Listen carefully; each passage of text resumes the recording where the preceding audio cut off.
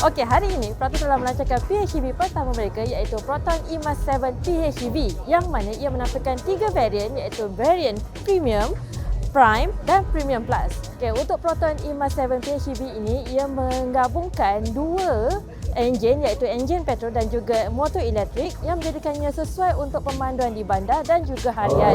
Apa yang membezakan PHEV dan model EV sebelum ini adalah gabungan lampu yang bersambung yang mana pada bahagian tepi ini digabungkan terus ke kanan dan kiri dan juga headlight pada bahagian bawah. Sama juga pada bahagian belakang yang mana lampunya turut disambungkan menjadi satu. Disebabkan eMAS 7 ini adalah PHEV, maka dia ada dua jarak perjalanan yang mana kalau menggunakan elektrik saja ia boleh pergi sehingga 170 km dan ia menawarkan DC charging sehingga 60 kW. Masa yang anda ambil untuk mengecas PHEV ini daripada 30 hingga 80% adalah selama 16 minit. Okey, apa yang menarik untuk eMAS 7 PHEV ini ada dengan 3 skrin iaitu skrin utama 15.4 inci, skrin yang kedua adalah skrin pemandu 10.2 inci dan juga skrin HUD sebesar 13.8 inci. Untuk skrin utama ni anda boleh tetapkan safety setting dia, ADAS dia yang mana kalau nak ubah nak tetapkan untuk ACC atau LKW ataupun emergency braking warning semua ada pada skrin utama.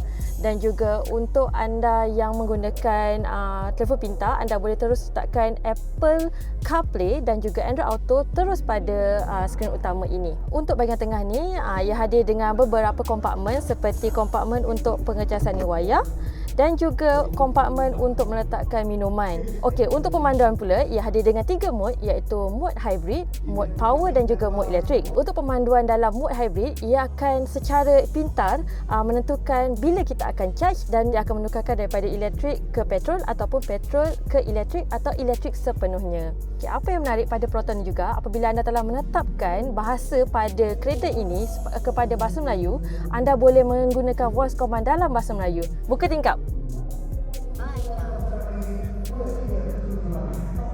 Okey, ciri yang paling baharu yang ditawarkan oleh Proton pada PHEV ini adalah Occupant Detection Alert yang mana ia akan memberi alert kepada pemandu sekiranya ia keluar tanpa melihat pada bahagian belakang lah.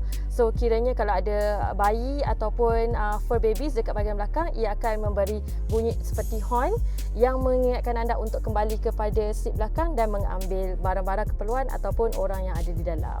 Okey, dari segi harga, eMAS 7 PHEV ini ditawarkan pada harga bermula RM105,800 untuk varian Prime, manakala untuk varian Premium pula ditawarkan pada harga RM119,800 dan Premium Plus ditawarkan pada harga RM123,800.